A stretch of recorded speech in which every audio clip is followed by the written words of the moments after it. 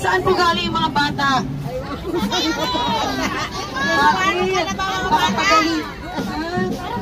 Baka magaling, hindi po pumasok yung mga bata. Oo nga, papawisan kayo. Ako okay lang ako pawisan dahil nagpapapayat ako. Eh paano kayo? Hindi kayo nagpapapayat, pinapawisan kayo. Asan na yung mga senior group natin? Kasi may iba-iba pong grupo na nandito. Nasaan ba ang mga senior group? Nasa likuran. Una po, gusto ko magpasalamat sa inyo dahil nandito po kayo para makita ako. Hindi naman ako artista, pero gusto niyo ako makita. Ibig sabihin, malaking bagay po yun para sa isang katulad ko na meron palang nagkakagusto sa mukha ko. Kahit na walang makeup, walang ayos, at wala ring suklay. At nagugulo pa ni nanay yung buhok ko dahil lumilimutan. Siyempre malaking bagay dahil hindi lamang tayo nandito para makita yung sarili natin, ano? Pero gusto natin makita yung kinabukasan bukas. Gusto natin na makita ang mararating ng pinaghirapan natin. At ang pinaghirapan natin ay marapat lamang na ang anak natin ang makinabang.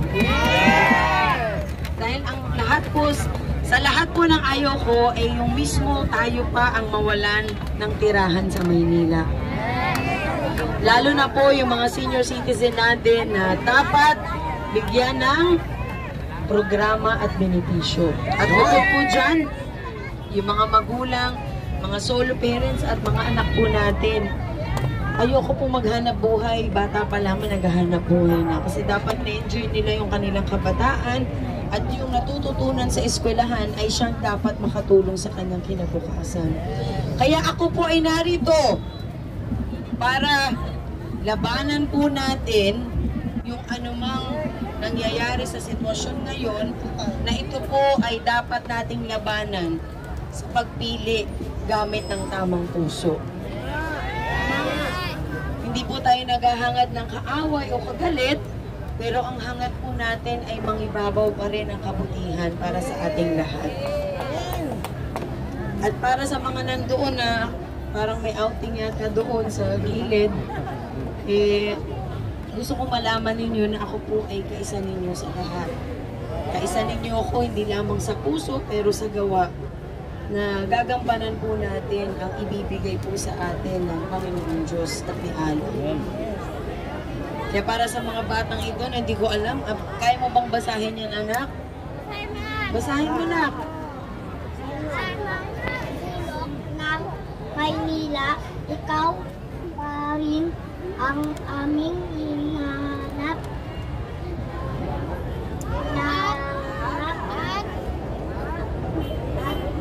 minamahal, Ma'am Mara, ang mundong superhero, ang bagong Maynila ng Maynila.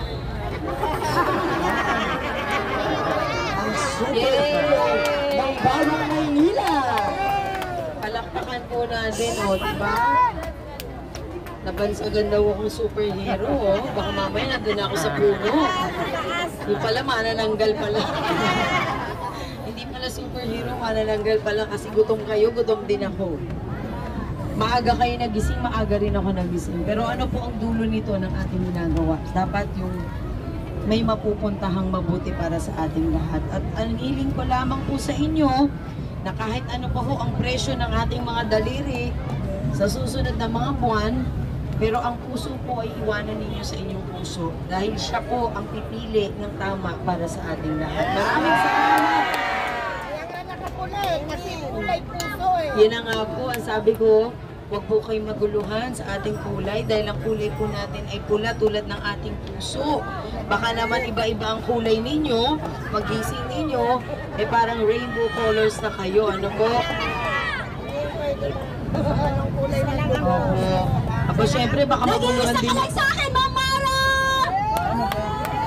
Saan yun nagkagaling? Sino yun? Sino yun? Wala, Ma'am! Tireno! Nag-iisa ka lang, Ma'am! Nag-iisa ka lang kayo sa akin! Sabi ko, natakot ako. Kala ko, meron na akong boses na hindi ko Grupo ng kilala. vendors po, Ma'am! Wow, para sa mga vendors natin. Siyempre, ano ba dapat ang mga programa natin? Direkta, benepisyo para sa mamamayan ng Manileño! Na kung saan isusulong po natin ang 2,000 kada buwan ng mga senior citizen. Isalba pa ang natitirang lupain at mapunta ito sa masang Manileño! At higit sa lahat sa pag-aaral ng ating mga kabataan na mabigyan kayo ng allowance at libreng wifi! At para sa mga solo parent at head of the family na matutukan na mabigyan ng trabaho! At sa bawat barangay na magkakaroon ng direktang pangkabuhayan o livelihood program! Ibig sabihin ng direkta, sa inyo po mapupunta kaagad. Ano po? Siyempre ang mga barangay ang magiging katuwang lamang natin. Pero ito po ay benepisyong direktang Ma'am, sa ibibigay. barangay, pipiliin lang silang priority nila, ma'am. O sige, saka na lang po natin ayusin yan. Sa ngayon, mismo magdirekta, ma'am, sa amin. tutukan po natin yung direktang benepisyo para sa inyong lahat. At syempre, alam nyo naman, capital city ang Maynila, na kung saan nararanasan pa rin natin magburol sa kalsada. Kaya lalagyan po natin ng mga libreng burulan at desende sa bawat barangay! At hindi lamang yan. Lalagyan po natin at sisiguraduhin natin na ang lahat ng barangay ay may barangay health center na may gamot at doktor! Sabi nga nila, barangay health center, wala ngang gamot kahit Jessic. Pupunta ka dun sa barangay health center, sarado ang bintana, sarado ang pintuan. Grabe. Puro alikabok lamang nandun. Yan po yung mga ilang programa na kailangan po natin ibaba para sa atin. Alam po ninyo, nag-ikot ako kanina umaga. Actually, medyo late na nga, mga around 9:30 to 10. Nag-ikot po ako dito sa area ng Parola yon, di ba? Area ng Parola. So ngayon, nagbigay po tayo ng kaunting tulong doon. Alam po ninyo, kahit na lumilipad na yung ulo ng tao, para lang abutin po ako. Kahit nababali na yung paa, para lamang po makaabot ng tulong. Ganun po kahirap ang sitwasyon ng Maynila. Yung boses ko po na naubos na dahil sa halos 3 taon na ako po ay nagsasalita, pero bakit nandito pa rin ako, hindi ako tumitigil. Dahil gusto ko po masaksihan ang tagumpay ng Maynila sa mga susunod na buwan. Kahit maubos na yung boses ko, ang mahalaga, makita ko po kayo na maging masaya at hindi na mong problema si nanay sa pambili ng bigas at ulam, pambaon ng kanyang mga anak. Nag-iisip tayo kung anong trabaho ang makakatulong sa atin, sa mga senior citizen na hindi mo alam kung saan magmamakaawa para sa kanilang gamot. Yan po yung mga bagay na pinagdaraanan natin na kailangan po nating harapin.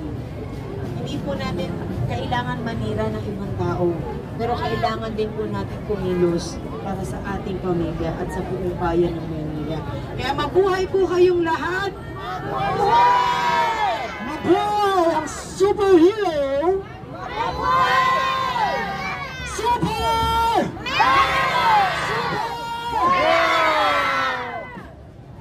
Grabe, wala akong boses, hindi ko kayang gawin yun. Maliit ng tao. Saan? Ang liit ng tao? Singat eh. Kasi very active po siya. Kamusta na po kayo dyan? Tahimik. Tahimik po kayo dyan, parang namamasyal na kayo sa Manetang. Wow, yung mga kababayan natin dun sa likuran. Sabi, ano ba nangyayari doon? Bayaan mo sila, siksikan sila doon, mainit doon, wala namang pagkain. Pero hindi, parating na po yung pagkain natin sa mabilang kasi mahirapan po kanina. So, ako po ay papasok sa loob bago mag-2 o'clock para mag-file po, ng pakikipaglaban natin. Hindi po ako nakatulog kasi iniisip ko kung ano po ba yung nararamdaman ng sambayan ng Maynila itong darating po na makikipaglaban natin para sa ating kapakanan. So sana po yung damdamin po ay malipat po sa inyo na huwag po kayo mag-alala. Ako naman po ay nandito. Nakita nyo wala naman akong kaarte-arte, Kahit di ako nagsuklay, umaharap ako sa inyo kasi dapat harapan natin yung katotohanan. Kung nabigyan na tayo ng pagkakataon, bigyan naman natin sa iba. Kasi sa lahat naman ng oras, ano po yun?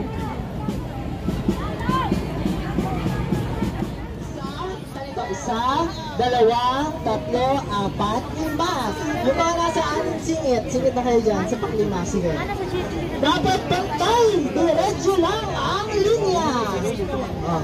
Diretso ang linya. Ang makita po namin na tuwid ang linya, sila ang unang. Space. Para lang yung mga picture, may mga space. Yan. Ayan. Bawal po mag-touch. Ayan, sige. Pasok po kayo, Tay. Pasok po. Ayan. At least marinig po ninyo kung ano yung mga programa po na nag-iintay na pwedeng maitulong sa inyo. Palakpakan po natin. One Movement, Chairman Marlon. Ayun po. Okay. Again, marami po salamat. Ang One Movement, lalo na po sa food security on urban gardening, providing skills and livelihood through TESDA, disaster response and relief operations, in coordination and partnership with DOL, with TESDA and DSWD. Kaya ngayon po, meron po kami activity ng DSWD po ngayon sa Ultra. 4,000 po yung nagpa-participate. Kaya yun po yung mga programa po ng One Movement kung saan po napapabilang si Mara Tamundong. Kaya, so again, kilala nyo naman po si Mara, di ba? Bagamat hindi po siya nakaposisyon for the last 3 years, pero nakita na po natin sa kanyang puso ang pagsisilbi po sa bayan. Kaya po, hindi na po nagdalawang isip po ang One Movement na tulungan po si Mara Tamundong. Alam niyo naman po ang One Movement ay tumulong po sa ating Pangulong BBM sa pagka-presidente. At wala po kaming sinuportahang iba kundi siya lang po. At sa ngayon ay sa kasaysayan po ng One Movement, meron po kami susuportahan ng pangalawa. Wala pong iba kundi po si Mara Tamundong. So yun. Kaya sama-sama po tayo. Huwag po natin iiwanan si Mara. At huwag po tayo magpapaantik sa anumang mga challenge o mga pangungutya or pag-ahamon ng iba. Basta tayo po ay tuloy-tuloy lang hanggang matapos po ang campaign at pagsapit po ng election. So kami po ng One Movement ay talaga pong on behalf of more than 300 alliances and sectoral organization, kami po ay nakasuporta kay Mara Tamundong.